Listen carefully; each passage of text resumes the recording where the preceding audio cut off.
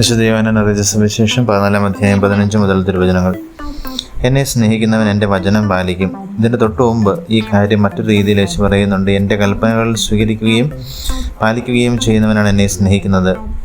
ഇത് പറയുന്നതിൻ്റെ യുക്തി നമുക്ക് ജീവിതാനുഭവമാണ്. നിന്നെ സ്നേഹിക്കുന്ന, നീ ഇഷ്ടപ്പെടുന്ന വ്യക്തി പറയുന്ന കാര്യം നീ ഇഷ്ടമല്ലെങ്കിൽ കൂടി നീ അത് ചെയ്തു. കാരണം നിൻ്റെ പ്രിയനെ അല്ലെങ്കിൽ പ്രിയയെ വേദനിപ്പിക്കാൻ നീ ഇഷ്ടപ്പെടുന്നില്ല. അതായത് നീ ഇഷ്ടപ്പെടുന്ന ആളുടെ ഇഷ്ടവും താല്പര്യവും സംരക്ഷിക്കുവാൻ നീ ഏതറ്റം വരെയും പോകുമെന്നർത്ഥം. അതിനാൽ സ്നേഹത്തിലാകുക എന്നാണ് പ്രധാനം. നിന്നിലെ യേശു സാന്നിധ്യവുമായി നീ സ്നേഹത്തിലാകുക.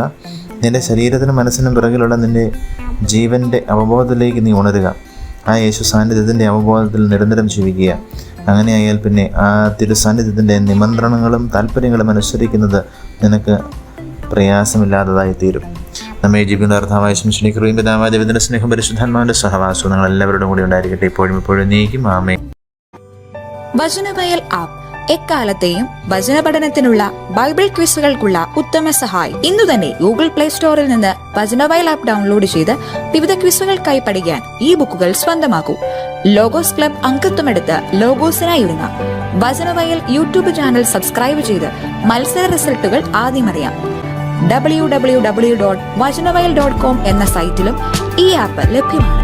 എക്കാലത്തെയും ബൈബിൾ ക്വിസുകൾക്കും സഭാവിജ്ഞാന ക്വിസുകൾക്കും പരീക്ഷകൾക്കും വേദപാഠ പരീക്ഷകൾക്കും സഹായിക്കുന്ന 1,00,000-ൽ പരം ചോദ്യോത്തരങ്ങൾ.